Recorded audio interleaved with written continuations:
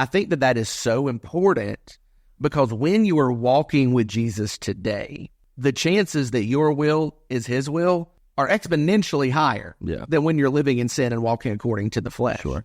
And yet, in both circumstances, Jeremiah would still tell you that the human heart is wicked and deceitful above all things. Who can know it? Yeah. And so what you have to do is lay that will down and trust that the Lord's going to tell you no a whole lot louder than he's going to tell you yes. When you go to pick it back up, you're like, nope, that's not it. You laid it down because you acknowledge what that is. And that's conversations that we've had before. AJ, you and I have had that conversation before with you and what God's calling you to do. Okay, AJ, what do you want in this moment, right? Because until we acknowledge that and we get it out there, it does cloudy that picture a lot. Welcome to Let's Talk About That, the podcast where we take a deeper dive into Sunday's message and explore any questions you might have. I'm your host, AJ Stevens, joined by lead pastor Chip Parker, and I'm thrilled to be on this journey with you. Whether you're a longtime member of the Orchard or a first-time visitor, Let's Talk About That is your space to explore, reflect, and connect. Join us as we navigate the intricacies of faith, spirituality, and daily life, seeking to understand how the wisdom shared on Sundays can be applied to our modern challenges. So grab a cup of coffee, find a comfortable space, and let's dive in together. This is Let's Talk About That, where the conversation about Sunday's message never stops. And that's why I think that small ball is one of the best ways to win baseball games. Agree or disagree? Disagree. Matt? It's money ball. I mean, are you trying to win over the course of a season, or are you trying to win in the big moment? I mean, that's a great question, right? Because the thing about baseball is that baseball is the perfect blend of looking at something over the long term, and anything can happen in any moment. That's right. So baseball's the perfect game. Go Florida. Go Florida. Listen, the world champions of what? Of Little League Baseball. Oh, I got super confused when he said go Florida. I thought he'd already jumped ship on FSU this week. Oh, gosh. What had happened. There's a seamless transition for us. Hey, college football's back. You love to see it. We're going to talk about acting in a minute. Fair enough. Wasn't there a big game this week? Right? Yeah. I'll be honest, I had no idea that the game was happening until I'm like coaching.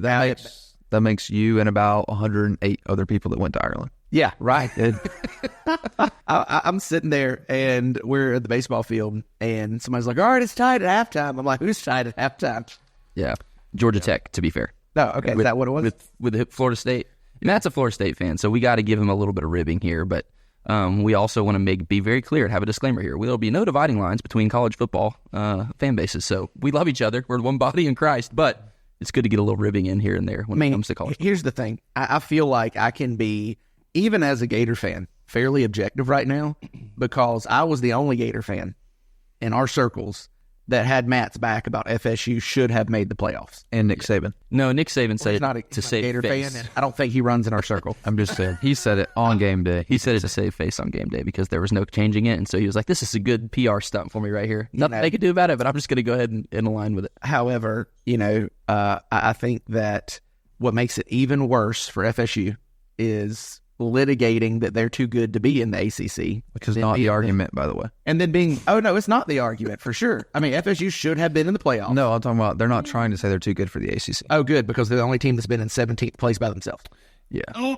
So let's just clarify while we're on the topic, is the argument is not they're too good for the ACC. It's that the ACC is unwilling to budge on equal distribution of funding, which ACC or FSU, Clemson, the name brands in the ACC are clearly like, hey, we bring more revenue to the conference, and over the course of however many years of this TV deal, like, we're going to get way behind. So you tell me FSU's fighting against communism? I have no idea. I don't know. Explain that to me. I haven't heard that yet. So basically, the ACC is divvying out funds equally. That's where the suit comes. The suit comes from. Like, they have all these models of revenue, and in the ACC, there's equal revenue distribution, like other conferences. The argument is because of the TV deal that was signed is so long, by the time that TV deal is up, like, because of modern day college football and funding and all this, like, the SEC and the Big Ten are projected to make, I think, like $80 million per team. Yeah. Per team. Like, that's your cut of the pie. And the ACC, by the end of the TV deal, was like $34 million. So, like, it's not even close. And so what they're advocating for was not like, hey, we want out of the ACC. It's, hey, let's not do equal distribution because teams like Wake Forest are not bringing that much revenue to the conference. So is this Wake Forest is not bringing that revenue, unless you're in my dynasty on NCAA 25, where I'm the head coach of Wake Forest, and we're currently the number 4 team in the nation looking to repeat as national champion. But is that like women's But you're playing on freshmen. where Maybe.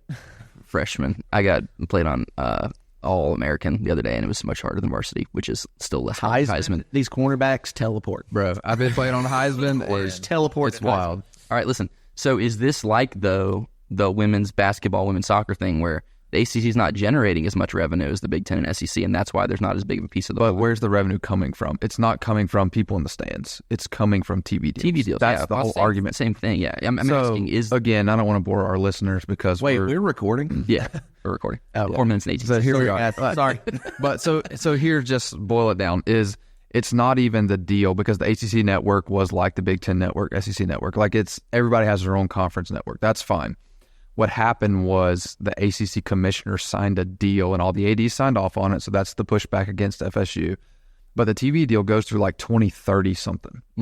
And you're locked in. May not even TV have deal. TVs in 2030. Well, that's the thing is like the deal was signed to pay out X amount, but the projections are you're going to be irrelevant. You're going to be non-existent by that time because of the way modern day football is. Yeah, so I get it's kind of like, hey, I just signed this contract and I don't like it anymore. I don't want to have to do it. AKA the NFL. Yeah. Hey, Chris, what do you think about this? Yeah, me and Chris are over here crying on each other's shoulder. He's an FSU fan. All right, so to make it worse for FSU, Matt's doing a good job explaining it. Here's what's worse for FSU, and I really do genuinely get this as man, this does suck.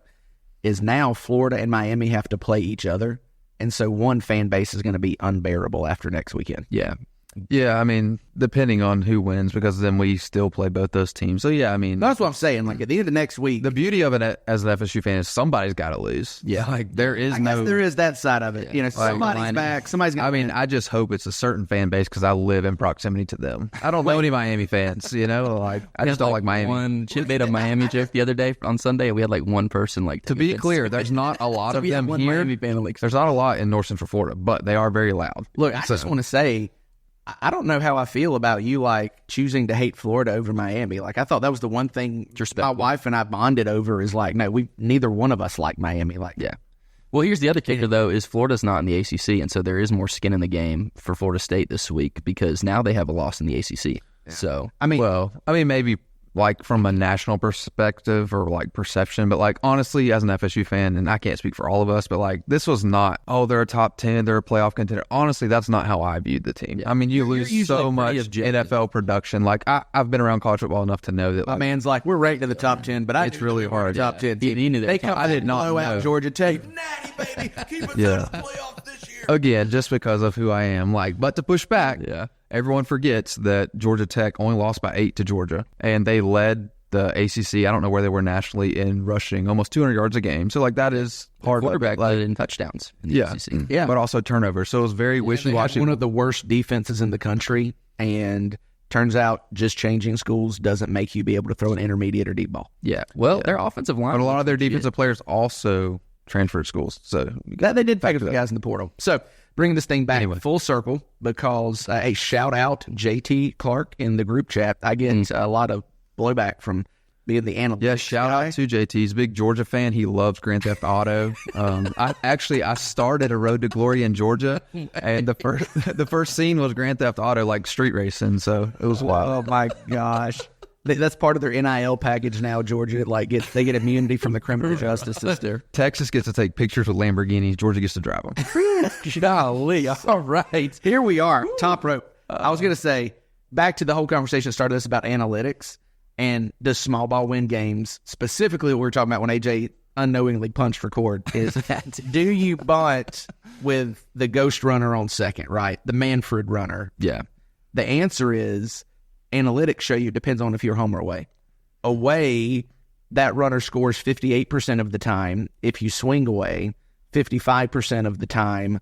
If you bunt, if you are the home team, the numbers flip a little bit. And if you bunt, the ghost runner scores almost 60% of the time. And if you bunt, the home team wins around 70% of the time. So. Which makes sense because it's like you know what you're playing. It's like overtime, right? Do you need a touchdown? Do you need a field goal? And if they bunt, we'll bunt, we'll score. So surprise, analytics actually offer a nuanced yet common sense answer when you don't fight at strawman. Here's what those analytics don't factor in the fact that 12-year-olds are the ones fielding and throwing those baseballs. So True. Or they do, and those numbers don't lie. But Those numbers are probably so much higher in Little League Baseball. Measure this kid's inability to field a big moment or field a baseball, or like there's a difference between the amateur 12-year-old and the professional who's getting paid millions of dollars. Sure. Yeah, in the analytics, that's going to show up.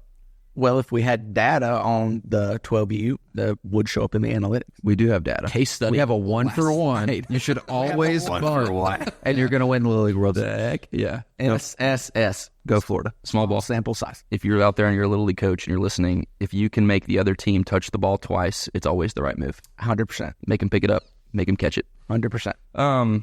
Man, I was going to say let's talk about fantasy draft, but I think we just, we're 9.5 minutes into this thing, and that's your fault. You recorded way too early today.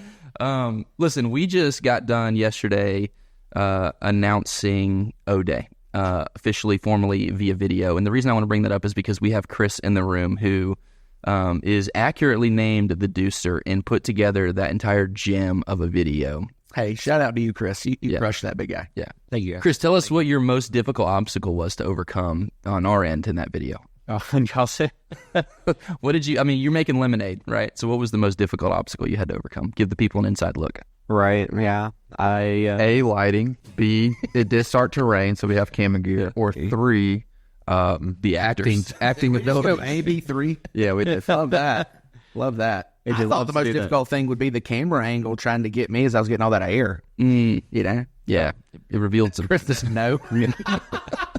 What was it, Chris? What was the most difficult thing to overcome for us? Maybe the acting. I don't know. Yeah. Oh, gosh. Can concur. Listen, all I'm saying is that on social media, the people are saying Matt did a phenomenal job. He did do a great job at it. That's what people are saying. People are also saying that he felt a little on edge about having to watch that in the same service he was a part of. And that's always a cringy moment. Yeah. I've been waiting for people to say, I'm not sure you're using the word historical in the right context. It doesn't matter if it gets the views and gets people there, right? That's what it's all about. We picked the right guy. Yeah.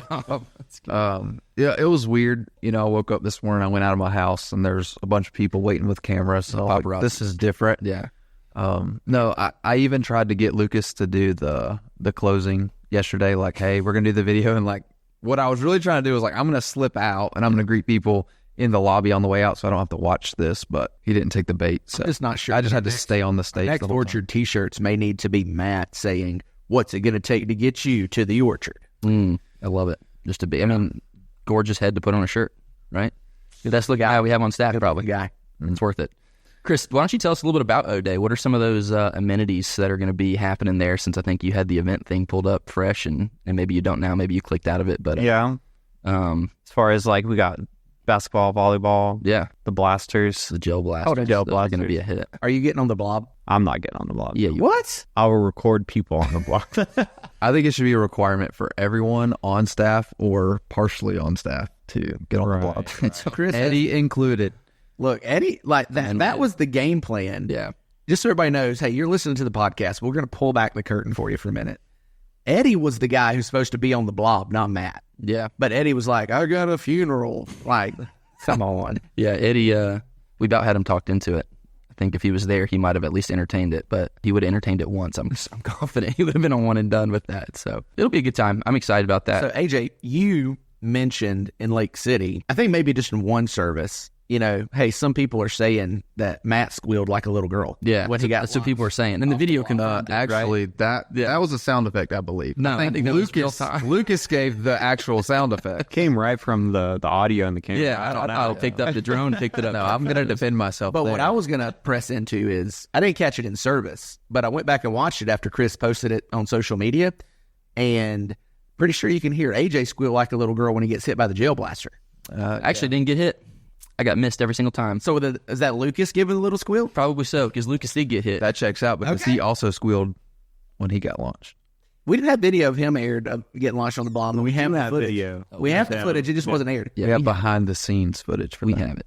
So Chris has this low key secret blooper reel that he keeps threatening. Have you heard about this? I have no doubts. He's got plenty of content to blackmail us. One day I feel like that's going to drop, and it's just going to blow up the internet. And when I say blow up the internet, we're going to get at least 13 likes. That's what we average right around a baker's dozen there. So we like to see it. The other thing that I think is worth mentioning in this O-Day video, Matt, your lost calling as an actor, obviously. Chip, your ability to dunk a basketball. Well, hold on. I need to shout out Caleb Kelly, because we're like 20,000 views away from reaching my man. True. But here's the thing. He wasn't acting. No. He was just pure the mayor, Caleb Kelly, at the door. So he set the bar really high. I don't know if you guys know this. Chris, you may not know this. But since that went viral, Caleb's girlfriend got him now to create a TikTok. Oh my God! And so he has a TikTok now because of how many views his greeter video got. Man, that's incredible. You guys know this. I just launched his career, you know. You did. That's right. I need some royalties. Chris just blobbed him into the social media. That's right. Man, you guys know I'm against TikTok as far as downloading it. We know. I'm going to resist as long as possible. I But just want to know what you're trying to hide from China. that might push me over the edge. Yeah. The Caleb Kelly. I might have just one follow. That'd be a good reason. Look, I call my Alexa in the house wiretap. So, I mean, I'm just embracing it. Wiretap, play. The third thing I was going to mention in that O-Day video is Michael not showing us that he had a different calling, but absolutely affirming and nailing his current calling by being the guy that balances, hey, we're not doing that, but okay, we can do that, you know? All right. So you guys, I mean, we know because we see The Office, right? We know the inner workings, the personalities, the communicators meetings, you know, the tendencies and stuff. But I got a question in the lobby on Sunday morning. Is like, who is Michael? And I'm like, well, some people may not know Michael, but yeah, that's who he is. We call him the Hammer in The Office. Yeah. The Hammer. Yeah. You know, we love you, Michael. You probably won't listen to this, but if you do, I want you to know we love you. And I want you to know that on every staff, there's got to be somebody who flirts with the line of bad guy just to keep us in order. And so we don't always like you, but we always appreciate you. Man, it's good. It's good to hear you say that, AJ, because, man, I don't know if I've ever told you the story, but it wasn't too long after AJ was on staff with us. And if you don't know Michael and you do know AJ, just think in many ways anti-AJ. Right? Water. And they were butting heads because there was a disagreement about what needed to be done or how it needed to be done or that it needed to be done. And Probably the latter. I got AJ's, I hop in the truck and we go for a run in town. I was like, AJ, here's what you need to know, buddy.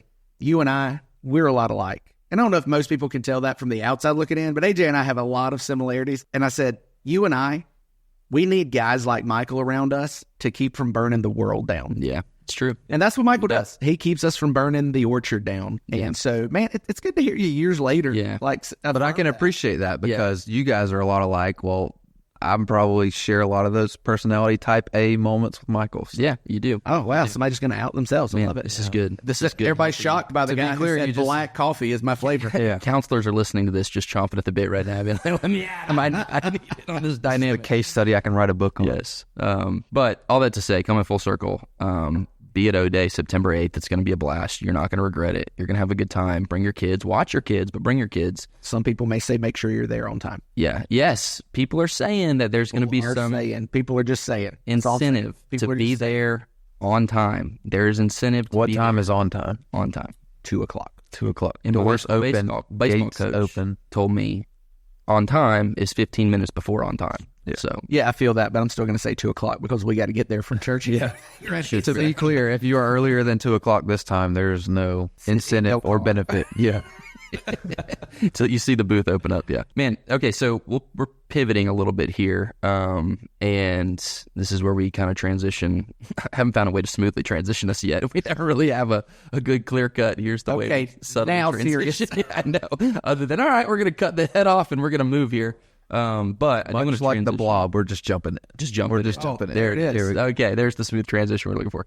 I want to get us to the content from Sunday because I think the consensus around our table on Tuesday was, I love this conversation, right? And I love what kind of impact this conversation could have. And so giving people an inside look because they're taking the time to listen to this podcast, I want to circle all the way back to Tuesday where we had a special guest who was supposed to Zoom in, and his name was Jim Johnson. And instead of Zooming in, he got his car, drove 3 hours from Melbourne, Florida, and said, hey, I want to do this meeting in person with you guys. And just did, I think, a phenomenal job of vision casting for this Sunday, a phenomenal job of saying, here's what I see in Scripture, and here's how I've doubled down on it and seen it to be true in my own life, and really helped us get an idea and shape, put a handle on this message from Sunday. And this message from Sunday, Chip, I'd love you to kind of give, again, an answer that you gave in a group chat. You made a Facebook post and you said, hey, this one could be a little more impactful than normal.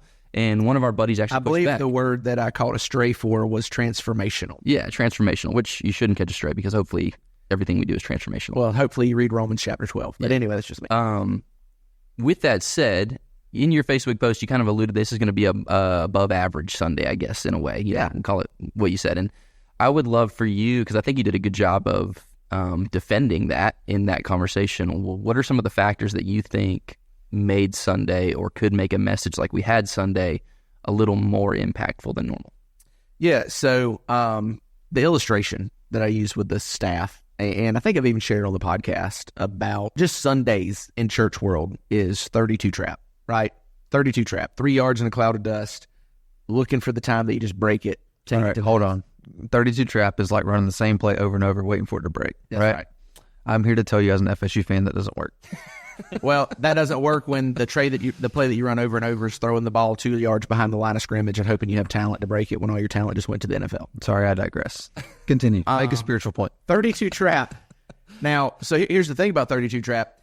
If the defense decides to line up with a 3-man front and prevent defense, then you're like, oh, well, we're not running a different play, but things look like they're lining up for this to be more than just 3 yards. Potential. Right? Yeah. Unless you're FSU. Yeah. So I think my point is not that we're doing anything different on that Sunday, but the defense out there looks like it's lining up for this to be the situation, right? Yeah. And that's what I said. I think the 3 things that stood out to me were the relevancy of the message. I felt like that the message was very relevant to most of the people in the room. And I know you can say that about any room, but as pastors here at the Orchard, that's a conversation that we have with people all the time. How do I know God's will? What should I do? How do I know God's will? Well, okay, it's relevant. Number 2, I think, is the timeliness of it. It just felt like an appropriate time.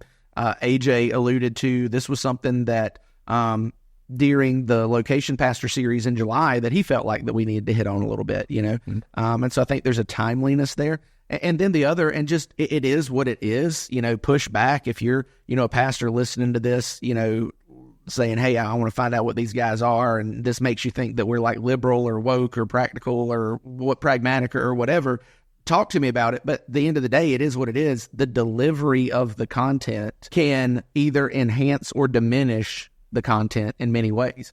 Not that the delivery supplants the work of the Spirit and the supernatural aspect of it, but as I said in our group chat, I have seen some excellent exegesis get absolutely tanked by subpar delivery. Mm-hmm. And so I just felt like all of those things, were going to combine together to make the message Sunday maybe a little bit more transformational. And my words were, I think this could be one of the most transformational messages we've ever preached at the Orchard.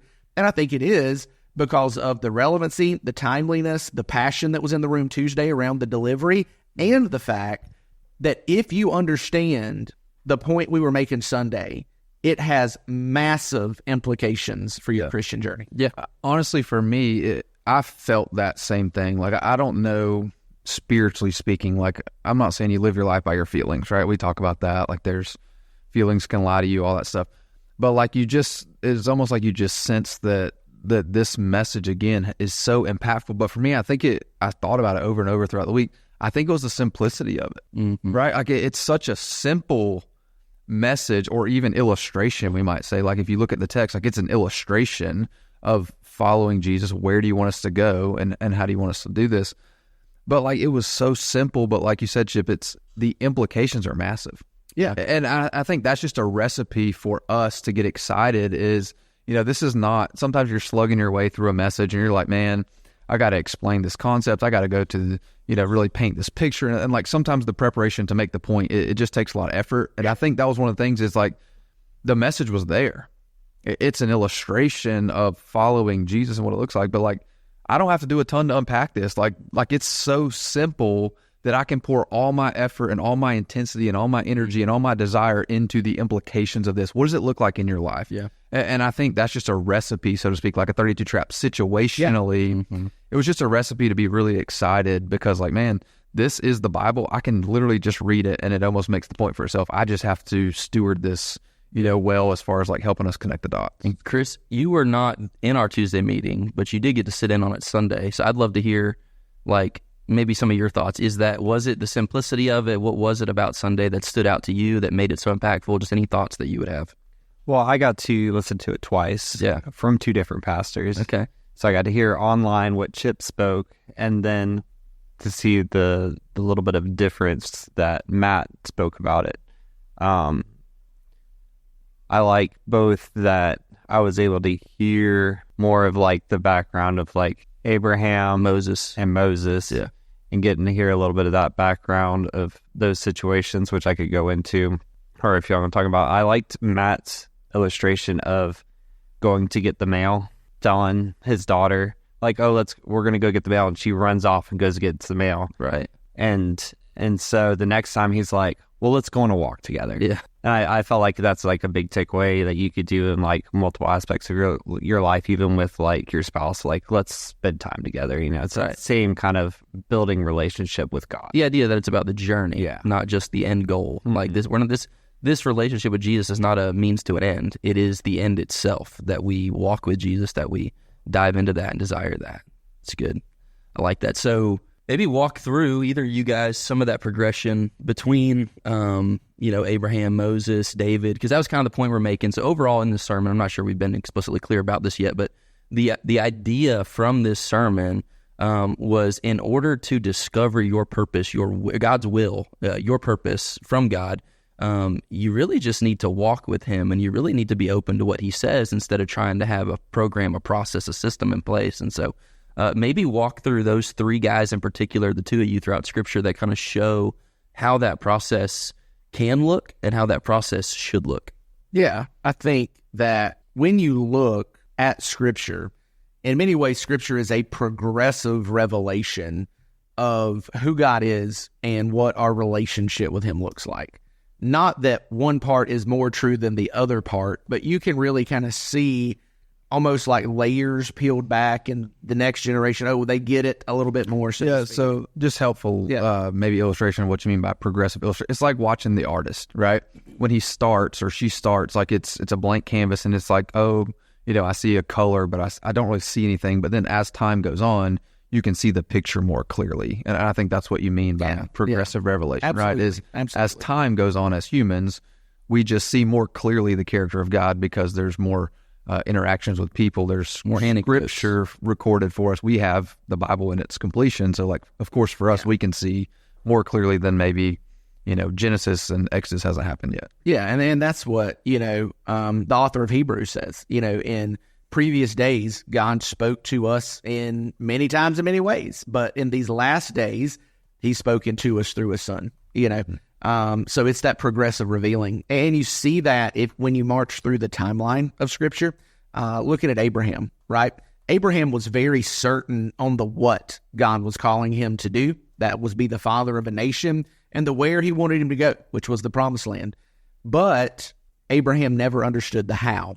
And so what happened is, after years of God seemingly not fulfilling his promise, Abraham and his wife Sarah are like, all right, well, let's figure out the how on our own. And you're going to sleep with my slave Hagar, and you're going to have a son through her, and that'll be your son. And God's like, no, that's not how I want to do this. And so Abraham and Sarah jumped the gun. Fast forward to Moses. Moses knew the what God was calling him to do at this point in the journey of the nation of Israel and the Exodus. God was calling Moses to bring water for the people from a rock. And the first time it happens, God says, go strike the rock. And he did, and water flowed. The second time it happened, God said, I'm going to bring water from the rock again. This time, speak to it. But see, Moses made another mistake. And he knew the what, he knew the how, but he assumed that how was always going to be constant. Well, if I struck it the first time, then I need to strike it this time. And it didn't work. And because of Moses assuming that God gives you a how, and that's just how it is forever, he was not able to enter the promised land.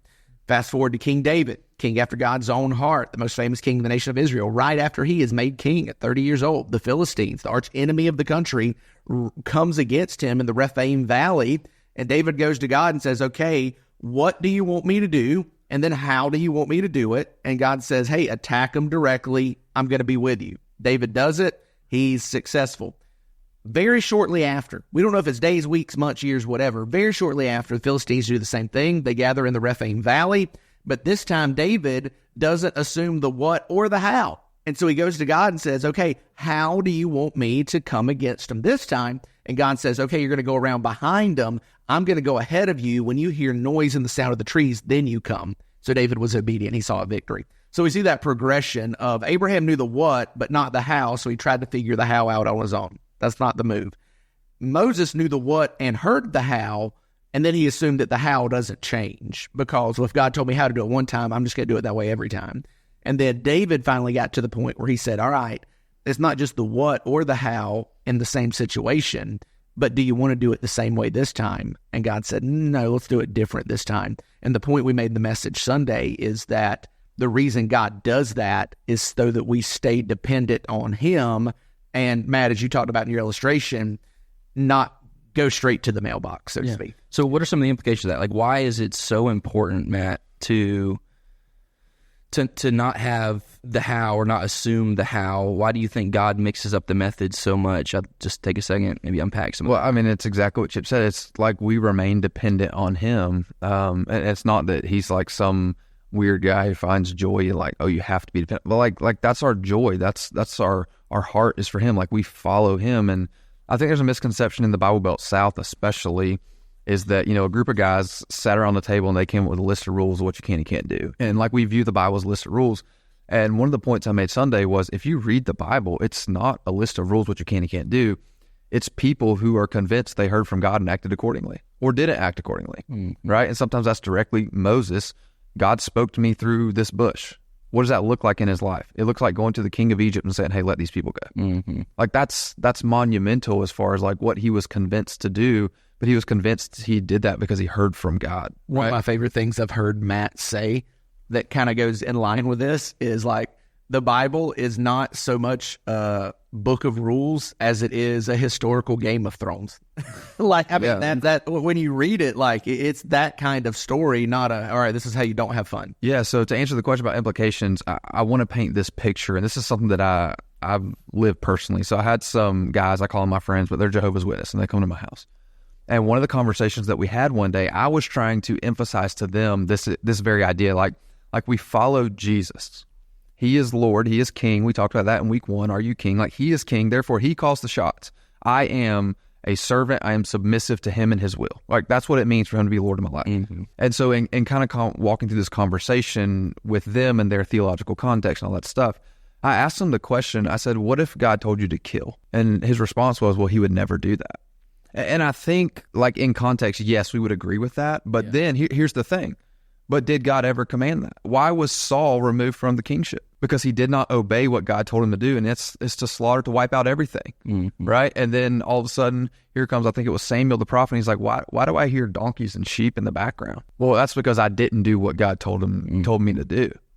Well, God told you to do this. Why? Well, we're actually doing it because we wanted to use them for sacrifice. Like there's a spiritual reason why we disobeyed. Noble. It seems noble, even though it's disobedience. He gave a spiritual reason, like, we're doing this because we want to honor God with our sacrifice. That's not what he said to do. He said to wipe, like, he gave instruction to kill, and it's like, for this guy, that was the point that I was trying to make, is like if God said to kill, would you do it? I'm not saying he would, and well, to be clear, let's alleviate a little bit of tension for people on that, because I understand the point you're saying. It's well taken. But if we wanted to nerd out just a minute,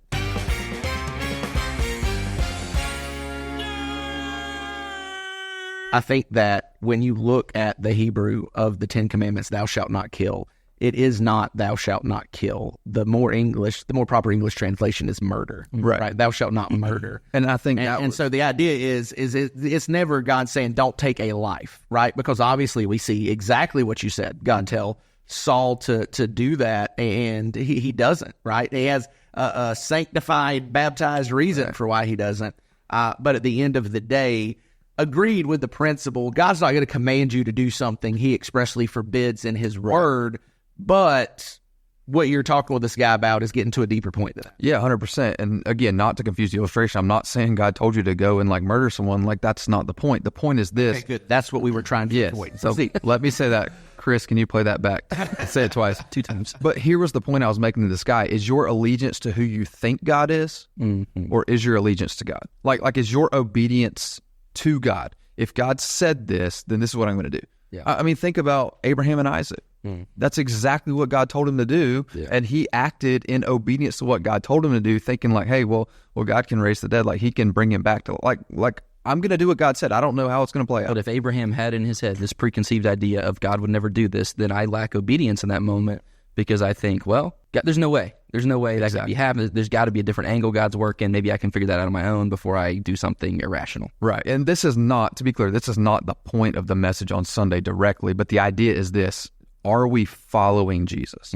Like, are we following him, or are we following some mental construction that we have of Jesus? Yeah. And I think sometimes the danger is we have these images of Jesus in our head of what we think he's like, and so we don't necessarily live in obedience to who he really is, because that's the deeper point in play there, right? Because it's a conversation that we've all had on the podcast, off the podcast, as individuals, in group chats, is we live in a world that is such an echo chamber that if what we see, hear, read, whatever, aligns itself with what I already believe or want to be true, then I never question it. I'm justified right? immediately. So it's never an issue. And when it comes to following Jesus, we don't ever question, okay, is this my will or is this God's will?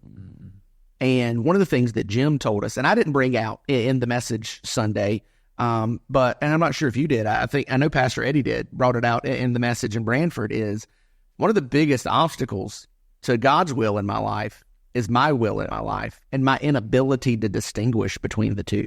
Yeah, we actually, it's funny because as you prepare throughout the week, you guys know this, but like what you think is maybe going to be the main thrust of your message doesn't end up that way, and you feel like God's kind of leading you a different way. And that was one of the things that for whatever reason I felt like was just extremely beneficial for our people to hear is, and I think Jim did a great job of pointing that out in the garden, is like Jesus doesn't just pray, God, your will be done. He acknowledges, here's my will, and if there's any other way, like I don't want to do this, the physical suffering, the brutality, the embarrassment, like all of this, but I'm going to lay my will down at your feet. Yeah. And that doesn't mean that what we desire is never God's desire for us. It just means that we will never see it as God's desire for us until we acknowledge it as our own desire first. What Jim said Tuesday is we have to lay it down before God can tell us to pick it back up again. Yeah. And I think that is so important, because when you are walking with Jesus today, the chances that your will is his will are exponentially higher than when you're living in sin and walking according to the flesh. Sure. And yet, in both circumstances, Jeremiah would still tell you that the human heart is wicked and deceitful above all things. Who can know it? Yeah. And so what you have to do is lay that will down and trust that the Lord's going to tell you no a whole lot louder than he's going to tell you yes. When you go to pick it back up, you're like, nope, that's not it. You laid it down because you acknowledge what that is. And that's conversations that we've had before. AJ, you and I have had that conversation before with you and what God's calling you to do. Okay, AJ, what do you want in this moment, right? Because until we acknowledge that and we get it out there, it does cloudy that picture a lot. When I preached this message in July, there's an example that I use in my life in regard to I got to lay it down before I can pick it up. And it's Katie. It's my wife. And I remember in the process, and I talked about this, if you're in Lake City, you heard this. But there was a moment where I had come to grips with the reality, like, Katie's awesome. Katie's really cool. I like her. I love her. But I have not consulted the Lord on her. And I think that subconsciously it's because I'm scared that if I do, he'll say no and he'll have something else. And do I believe in the background that something else is better because it's God's plan? Sure, but I don't like the way that feels right now, and I would hate having to walk through that with my current girlfriend or whatever. And so I remember coming to terms with this reality and saying, okay, I'm going to pray that, God, if there's something else, if you don't want me to be with her, allow it to, like allow me to give this up. And I explicitly remember, I think, praying 5 times or so, and the first 4 times I said the words, and I did not believe a single word I was praying. Like I said, I went through the motions. It's that moment where you're praying, but in your heart you're saying, please be no, please be no. Exactly. And I was praying it, but I didn't want it. I didn't actually want God's will, even though I was asking for it. So this is exactly why I felt, again, as the Spirit works, but like I felt like it was really helpful for our people. And it was partly from personal experience too, is because when we pray, oftentimes, this is my experience, when we pray for God's will, it's not, God, here's my will, let me submit and surrender it to your will. It's God, here's my will. Let me try to bend you and your will to match mine. Yeah, exactly. And those are two vastly different concepts. And one looks like following Jesus. The other looks like trying to get Jesus to follow you. Yeah, and I remember the 5th time getting to the point where I didn't have an agenda in my prayer. And I was just like, okay, and that's what prayer does, right? It starts to change you over the course of prayer. And so it took me 4 or 5 prayer sessions through this till I could get to the point where I was finally like, you know what? God, your way is better. And I can live with that, whatever your way is. And the 5th time, as I prayed it genuinely, it was like the yes was abundantly clear. And God was like, hey, I needed to see if you'd be willing to give that up in order to trust me instead, right? And it was, my wife makes a good wife, but she makes a terrible God. And in that moment, whatever it is, insert XYZ, does it make a really good thing? Or are you trying to make it God? And I think we do that with will, with purpose, with whatever else. And that's where these waters get so muddied, is we try to supplement God with whatever this thing is, and it becomes half-hearted, it becomes complacent, whatever. I had a dean when I was going to school at Clearwater. He was the dean of men for my first couple years there at the school. And he had this thing that he said, and he just said it once, as far as I know. It wasn't like a saying. He just said it once, preaching chapel. And it has stuck with me. He said that you have not prayed until you have no will left of your own. Mm-hmm. And I thought that was excellent because, as you said, AJ, the point of prayer is really to change us, not change God's mind, but to change us. And sometimes it takes that going, why do we keep asking, seeking, knocking? Is it because eventually we're going to beat God down, or is it eventually because, okay, now I don't have any will left of mine. I truly want what you want there. And I think that is very, very important for us to be able to get to that place that we are truly able to lay down our will for God's will. And that is why, I know people look at me funny when I say this sometimes. That is why I think it is totally okay, and even a mark of maturity, for you to disagree with God. Because what that is an acknowledgement of, this is what I wanted, but that's what you wanted. And the reason I'm, quote, disagreeing is because I'm not going to be disobedient. Yeah, right. I'm going to go ahead and do what you want, but I'm still willing to acknowledge that's not what I wanted. Yeah. And I'm going to ask that you eventually get me to the point where I would want what you want, but if I never get there, I'm going to trust that what you want is better anyway. Right. I think that's a key distinction, is disagreement is fine, in that context. However, it's not an excuse for disobedience. Right. And that's the key, is a lot of times we disobey because we disagree, or sometimes we just flat out don't consult. We're like, hey, I'm going to be the king of this little part of my universe. We assume. Yeah. Right. And what's funny, that's the whole Moses situation, is like we read that and we can see in black and white, God said, strike the first time, speak the second time. I'm just wondering, do you think he ever heard? Or do you think he was like tuned out just thinking and just like picturing in his head how this was all going to play out? And so he went to God, but he just really didn't listen to what God said. So what you're saying is, like when you're playing college football in your dynasty and Leanne asks you to do something. Has she done that? Got it. Yep. No, I think, and I think that's so we talked about this a lot in July throughout that series, that Location Pastor series with Lake City. Like, there's a truth-telling aspect to this. Like, God already knows. Would you just be honest with him? Would you be honest with him about what you're feeling? Would you be honest with him about your thinking? Because to your point, Chip, it's a mark of maturity to be able to say, God, I'm not sure, or maybe even I don't like it. But I think what we talked around and alluded to on Sunday, and I don't know where exactly you went, Matt, but I know that we kind of rounded out the service with Galatians 5. Walk by the Spirit, keep in step with the Spirit, and those things are opposed to the flesh. And so I do think there's a world where Romans 12, your mind's transformed. Galatians 5, you keep in step with what God wants. Psalm 37:4, delight yourself in the Lord, and he will give you the desires of your heart. If I delight myself in Jesus, the desires of my heart are going to come looking more and more like the things that Jesus wants for me. And so, yeah, it could start out with me disagreeing, but over the course of my relationship with Jesus, if I'm walking with him, if I'm desiring him, if I'm trusting him, then eventually what I'm going to see is the reality of Romans 12. I've been transformed. My mind's been renewed. I'm desiring the things that Jesus desires, because I can't walk with Jesus truly and then still love sin. It's just not going to happen. We don't see that pattern throughout the course of a believer's life, and disobedience is sin. And so I think there's a world eventually where you get to that place, but it's not going to happen immediately. a lot of times it's not going to happen overnight, but if you can trust, okay, God, I'm being honest with you and I don't like it. What happens on this journey to the mailbox is you start to see him reveal these things. You're like, maybe I can trust this God. Maybe it is worth listening. Maybe his desires are looking a lot more like my desires in some of these ways.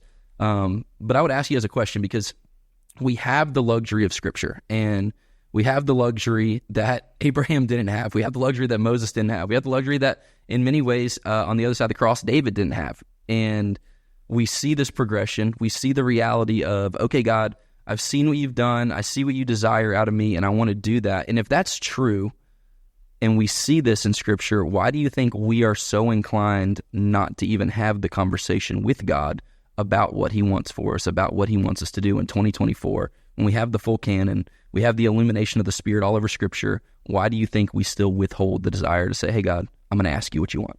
I think a lot of it just comes down to assumption.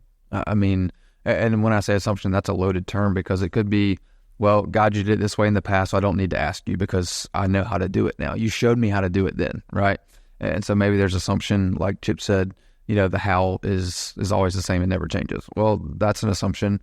I think there's an assumption sometimes that maybe not intentionally, but we assume that we know that, like, hey, my intellect is sufficient here, my wisdom is sufficient. Or maybe there's an assumption, like, well, I don't really see this as a spiritual thing, so I'm not going to consult God on this because, well, this is just like my business, or this is just, this thing that I have going on. And we kind of compartmentalize it. Yep, between spiritual and everyday life or whatever. That's good. And so maybe at the heart of it is just assumption, and yet that assumption can look a number of different ways, is probably why. And then, I mean, maybe we just need to speak to this is, let's face it, we live in a busy hustle and bustle society. Mm-hmm. We live in a society where it sounds heretical, but we aren't dependent on God. Mm-hmm. Like, we don't depend on God for rain to water our crops so that we can eat. Like, we don't depend on him for the harvest. We don't depend, we don't depend on God. We don't have to.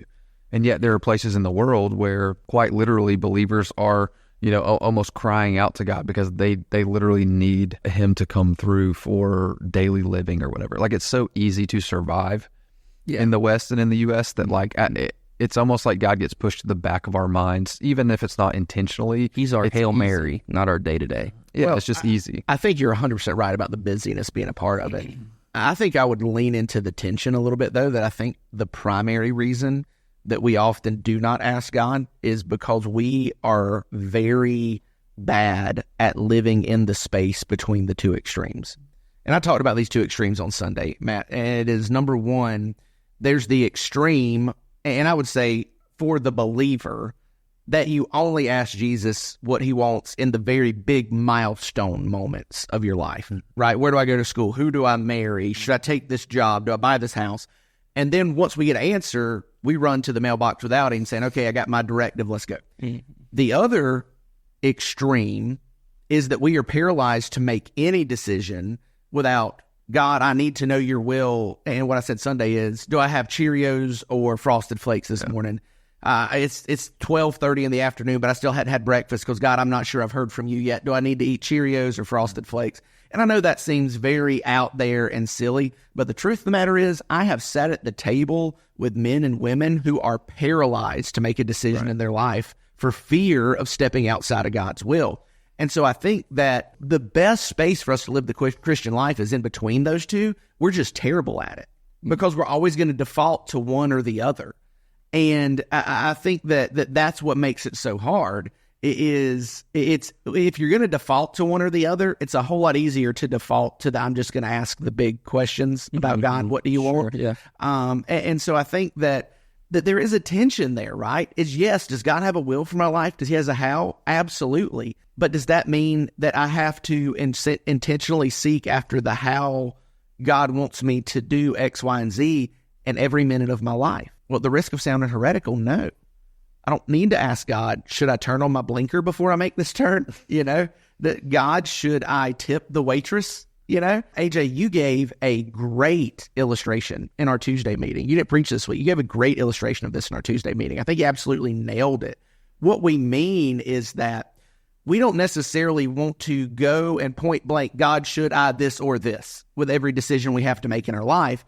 We want to remain postured in a relationship with him where we are open to hear him speak into our life so that we can change course. And what AJ's direction was, God, I don't have to pray about, am I sending my kids to school today? But I'm open to feeling the leading of the Lord saying, you know what, why don't you keep the kids home from school today? Why don't you spend some time with them? I think that's where we want to go. And so, AJ, bringing it back full circle to your question, I'm not sure the question is, why don't we ask God's opinion more? I don't think that's the right question. Sure. I think what we need to say is, why am I not open to God changing my plans? I love the word posture. And I think that's key, is because, and I'm type A, we talked about that at the beginning. I'm type A. I like a schedule. I like a routine. I like a rhythm, and I don't like interruption. And yet, if I posture myself, and this is something that I have really had to lean on, as I've gotten older into my adult life where I have more responsibility and schedules and things, is have I postured myself to make myself open for interruption? Because for me, interruption is a death nail. I hate it. It drives me insane. And yet I have to, and this is why I found for me, it's good for me to have some type of daily reading quiet time in the morning. Because if I don't, and there's days where, right off the jump, you have something early in the morning and you just can kind of get into your day. What I have found is I am less open to interruption if I just go ahead and start my day. So for me, type A, rhythm, routine, I have to intentionally set aside time in the morning. And what I feel like that does for me is it recalibrates myself to say, hey, yes, this is all that you have to do today. And I don't have to consult God with my daily to-do list because it's not paralyzing in that way. But I do need to make myself open to interruption so that if this 10:30 time slot with this responsibility comes up, but God says, no, you don't need to do that. You need to go call this person. You need to text this person. You need to meet with this person. That's the leading of the Spirit. Am I willing to be obedient to that? Or am I willing to say, no, you know what? God, you're the furthest thing from my mind right now because I'm already so far into my daily routine that I can't even posture myself for interruption. And I think that daily time, again, I'm big on Bible Belt South is because I grew up in that church culture. For so long, I thought oh, you read your Bible every day because it makes you a good boy or a good girl. Right. No, that's not what it does. In my adult life, what I found is that's one of the things that keeps me grounded, lockstep with Jesus, is it reminds me no matter what you have today, no matter what's going on throughout the rest of the week, what already has happened throughout this week, is this is what reminds me and gives me perspective that there's more to life than just what I see on my daily calendar. There's more to it. And Jesus is at work in all the people that I come in contact with. Right? Am I going to be willing to, if he wants to use me in this moment, to be interrupted in my daily schedule? Yeah, I think that's phenomenal perspective, because I think it becomes less about like Chip said, God, what do you want? What do you want? What do you want? And it becomes more about, I don't know how to describe this better than what Paul says. And I think that even the way he says it could take some unpacking. But if you're keeping in step with the Spirit, there's not necessarily 1,000 questions. Yeah. There's just an ability to listen in the middle. That's right. And it's just the ability to say, today, here's what I have planned, but I'm open to something derailing that completely. And it's where the type A and the type B worlds meet, because Daniel goes and prays 3 times a day. God, I want to reorient 3 times a day, but I'm open to whatever you want. And I'm able to be as type B as you need me to be today. Well, and I think that is just the perfect example of what Jim did Tuesday. Is the plan was for him to Zoom in. And yet Monday night, he was like, you know what? I just really feel like I need to be there. And the dude got in his truck and came, I'm not sure that he point blank started out by saying, hey, God, should I go or should I stay? But as he began to kind of feel maybe the Spirit's doing something here, then that prompted him to pray, hey, God, should I go? And I think that's where it's at. And really, to bring this thing full circle, are we talking about small ball Christianity? Yeah, I mean, we're just not swinging for the fences every time. We're just like, all right, God, this, base to base, and you let me know when something needs to change. 100%. You want to hit the walk-off home run on national TV. Yeah. But you got to be open to the coach giving you the bunt sign. Yeah. And then you get a walk-off bunt. And then you see 12-year-old kid dongs up and goes to the wrong base, and now he's like melting down on the field. Yeah, I want to bring the deucer back into this, Chris, because I think you have 3 perspectives at the table, right? From 3 guys that either have thought about this, sat in a Tuesday meeting, in some ways counsel people through this conversation on a regular basis, and then you have, not the average Christian, but the Christian that sits in the seats and maybe ponders these questions and struggles with this tension. And so What's been for you listening to this sermon twice or having to navigate this in your own life? What's been the biggest tension for you in this entire conversation? So I kind of feel what Matt was talking about. I like to be selfish with my time. Sure. And so that kind of goes into my relationship.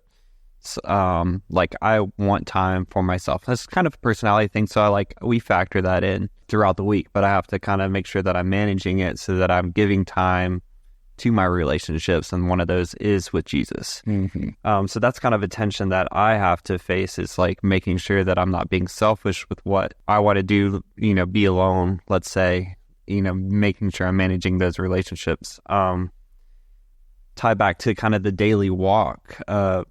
Julie and I have conversations quite a bit about making sure that what we're doing falls in line, but not being paralyzed by the decisions, because we know that as long as we're moving forward, we can be redirected. Yeah. If you're paralyzed by those decisions and you're not moving anywhere, God can't really direct you as long as you're making those decisions and moving forward. That's kind of like my viewpoint on it. Yeah. So what you're telling me is that you believe that God has factored your stupidity into his sovereignty. Yeah, I was going to say that's the perfect segue. I wrote it down. I was going to let you say it though. Yeah. So unpack that a little bit. So you said that Sunday. I think it sounds like you said it in the online sermon. Yes or no? I can't remember. Yes. Yeah, I mean, he was in there listening to it, so he said he was listening to it. So unpack that. God's sovereignty has already accounted for your stupidity. What is the heart behind that statement? All right, so let's go back to Saul, right? Matt talked about Saul. God said, you need to go kill everything, and then Samuel comes up and he's like, why do I hear, the sound of bleeding in my ears? Oh, we were going to offer him as sacrifices, right? That was when Saul was, by God, removed from the kingship. It was going to pass from him, okay? So Saul's stupidity was fully in line with God's sovereignty, because it was then that the kingship passed to David, who was the great-great-great-great-great-great-grandfather of Jesus, right? And we know that Jesus was the lamb who was slain before the foundation of the world, God's plan A from before time began. And so yet we see Saul make the wrong decision, yet it did not derail the plan that God was working. It didn't throw God off course where he's like, oh, snap, we got to figure out what to do with the rest of the world and everything else. God has a plan for his plan, and I think that there's a tension there, that God is not the author of our stupidity often, but he does use it for his good and even for our good. So, yeah. So we had a professor in college, Matt and I, Tim Clinton. He's also one of our buddies' dads who played ball with up there. But he used to say something. It felt like at least 6 times per class, and he used to say it every time we had class. This was the mantra. This is the one thing that I remember. Yeah, from Psych 101. Get it right, you'll be blessed. Get it wrong, you'll be hurt. And I think I agree with him. And I think within this lies the tension between God's sovereignty accounted for your stupidity, and there is still the obedience and disobedience, right? And so for Saul, and really we'll go back to Moses, since that's the illustration we used Sunday. Moses had a yes or a no, and Moses had a here's what you need to do, and you were stupid, and you did the wrong thing. You were disobedient, and it cost Moses greatly. It didn't derail God's plan. God was still in charge of Israel. God still led them through there. God still did what God wanted to do. But what we saw from Moses was, hey, he got it wrong and he's hurt. And every other time he got it right and he decided to follow suit, he was blessed. And Israel was blessed specifically. And so I think with that, there is that tension between God's sovereignty and your stupidity, and still the human aspect of you being able to say, hey, God, I want to do what you want. And I think the reason I'm saying this is because I want to distinguish between, yes, sometimes you're not going to make the right decision, but not making the right decision is different than hearing clearly and deciding to go in the dead opposite direction of what God wants you to do. Yeah, I think that the difference there is not that either thwarts God's plan and he has to pivot. Yeah. It's the pain you feel on the other side. Yeah. You know, I think that's really it, because you look at the example we use in John chapter 6 of Philip and Andrew coming up with a plan to feed the 5,000, and they don't have the good one, but they weren't being willfully disobedient. They just were like, I don't know. My stupidity's on show here. And so God said, all right, Jesus said, watch this. And fed the 5,000. Go back and look at David and his sin with Uriah and Bathsheba and the consequences that David paid for that sin. Ultimately, the death of the child of Bathsheba. But yet, it's through that lineage, Bathsheba's lineage, that Jesus comes about. So it's not that either thing thwarted God's plan. Yeah. One was very painful for David. The question, I think, is like, do you want to be a part of that? Like, do you want to be a part of that the right way? Because here's God offering you the opportunity to step into the timeline of history. Well, I think even in Luke, right, and we saw this on Sunday, is, okay, Jesus gives orders to Peter and John, go prepare Passover. Mm-hmm. And in that moment, right, they could stop and they could assume, okay, he said go and do it. Well, we've seen this every year since we were kids. This is an annual thing that we do. At this point in their ministry career with Jesus, they've probably done this twice more with him, at least, right? And so it's like, hey, okay, we could just stop here and we could just go. But then I got to figure out a place to rent out. I got to find all the cups and all the plates and all the napkins, and I'm modernizing this right. Sure. But like it's I got to go and do, and then there's a frenzy, there's a stress level. Like even if it's not dire consequences, like they could have been running around trying to do all this, and just the anxiety level, the stress level, there's the, oh my goodness, there's no more room because all the rooms are filled up because there's so many people in town. Like, what are we going to do? There's just this panic mode. And I think that is personified in our lives. Of sometimes we just get in ourselves in these situations that aren't necessarily dire, right? It's not life or death, and yet there's so much frenzy and panic, and yet instead of going and just assuming and doing it how they think that, well, this is how we've seen it done for so many years, they stop and they ask, and what do we see? We see Jesus already has a plan. Mm-hmm. And when they show up, guess what? The room's already furnished. Yeah. We don't have to go buy cups and plates and napkins and all this stuff. Like we show up, the space is already there. It's available. It's big enough for all of us to sit down and we can all do this together, and it's already furnished. And just like, I don't want to read too much into that between the lines, but like you just see a difference of like, they stop and they ask, and Jesus just saved them from so much perceived turmoil and chaos of preparing all of that before a certain time in the day. And yet, boom, they stop, they ask, he has it planned out, and it's just smooth sailing, so to speak. Absolutely. And so, again, just a clear picture here of what it looks like to follow Jesus. Yeah. I think of stopping, asking, and seeing. But here's what I love, and I pointed this out on Sunday. I love verse 13. It's my favorite verse in the whole thing. They went and found it just as he had told them. Mm-hmm. And the only reason they were able to go and find it just as he said is because they stopped, they asked, they listened, and then they took him at his word. Yeah. He gave them instructions, right? Mm-hmm. They stopped and asked, and this was the instructions. Hey, you're going to see somebody. It's a man carrying a water jug.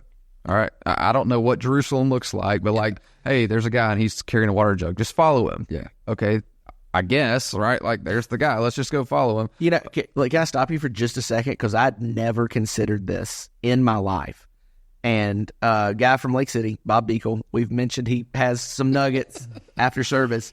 He said, hey, you want to hear something pretty interesting? I was like, yeah, what do you think? He said, men didn't carry water jugs. I had a lady tell me the exact same thing after the service. And I was like, I have never in my life. So that guy was probably sticking out a sore thumb. Well, that's what they said. It's, that's why he was like, how did he know which guy? Because guys didn't carry water jugs. It was an abnormal situation. This guy out of his comfort zone. I was like, wow, that's good. Yeah, that is. But I think that's what Jesus does. Like, he tells them step by step. But then you have to think, like, in that moment, it's like, all right, so there's the guy with the jug, and I can picture them, like, talking back and forth, like, looking at each other, like, who's going to go first? Because then he says, well, follow into the house he goes in.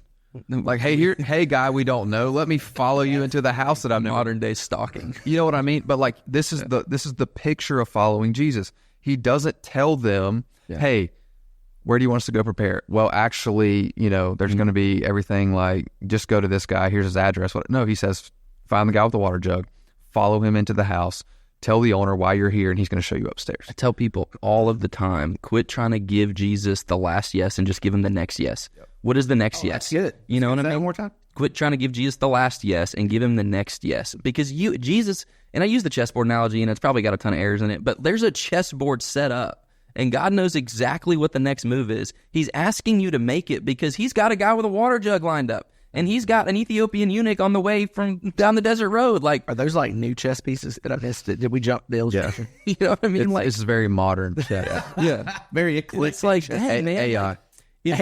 If I believed that and I could get myself to the point where I had so much faith in Jesus that I was willing to just give him the next yes and the next yes and the next yes, I think what we would find is that Jim Johnson lives a life that is so fulfilled by whatever the daily bread is, I want it. Whatever the next yes is, I want it, because I found it to be way more enticing than me trying to plan out my own life anyway. And that's what I want people I desperately want people to understand, is if we functioned as Christians living in America, living in the Southeast, living in rural North Central Florida, as a bunch of individuals who are just willing to say, yeah, God, whatever you want next, I think it would blow our minds what he wants to do in North Central Florida, what he wants to do for the kingdom, how he wants to see revival come about. And we just have to get to a place where we're people who are willing to say, hey, God, here's the next yes. Yeah. Here's what I want to be a part of this. Whatever you're doing with the kingdom, I want to in on that. I want to be a part of that. And what I love about following Jesus is it's step by step. It's one step at a time. I said this Sunday, is I don't think the right prayer, the prayer we often pray, and I said this is personal experience. I've prayed, God, what's your will? Mm-hmm. That's the prayer that's often offered for me personally. I feel like that's not the best question. The best question is, am I following Jesus? Because if we follow Jesus step by step, we will ultimately find his will for our lives. Mm-hmm. But what we mean when we pray that prayer is, God, what's the destination? Yeah. You just tell me where we're going. Yeah. But Jesus says, no, I'm not going to tell you where we're going. I'm just going to tell you how to get there. Yeah. And I think that's the key. And what we see here, I love this, is how many times in our own lives have we gotten to the place and we look back and we can say with Peter and John, we found it just like you said. Yeah. We didn't know every step we took. We didn't know where we were going, but we followed step by step and we got there and we were able to say, hey, this is exactly like he said. I love it.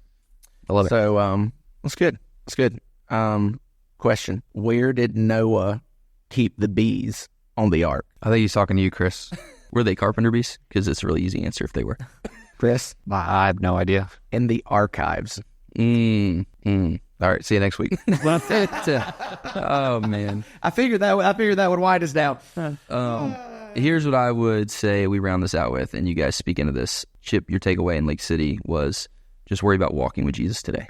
What does it look like to walk with Jesus today? And I think if you get that part right, the rest of the stuff starts to fall in line. Sure. So I agree. Like, today, am I walking with Jesus? Today, am I following Jesus? Today, am I open to those course corrections? And, if so, you follow Jesus as best you can and trust that your stupidity does not outweigh his sovereignty. Mm-hmm. Yeah, that's right. Any other popsicle stick jokes before you get out of here? Why did I name my dog Rolex? Because he was my watchdog. Man, it's good. Who was 40 just unlocked a whole new level of joke for me. Was it you who we were telling these jokes to? He was Chasen, had like a million jokes the other day. Oh, yeah. Chasen's like always full of jokes. But then I stumped him with the one he hadn't heard yet, which was, why did Tigger stick his head in the toilet? Oh, no. Because he was looking for poo. We'll see you guys next week. Wow. Just later. See ya. Thanks for joining us for this episode of Let's Talk About That. We hope it encouraged and challenged you as we continue to grow in this journey of faith and embrace community. If you have more questions, thoughts, or feedback, we'd love to hear from you. Reach out to us through our social media channels or visit our website and stay connected. Your questions are what make this podcast a dynamic and enriching experience. If you found today's discussion meaningful, don't forget to subscribe, share, and leave a review. Your engagement helps us spread the message and connect with others who may find value in these conversations. Until next time, we hope this episode inspired you and will help you bring Sunday's message into your week ahead. Keep the conversation alive, and remember, we're all on this journey together.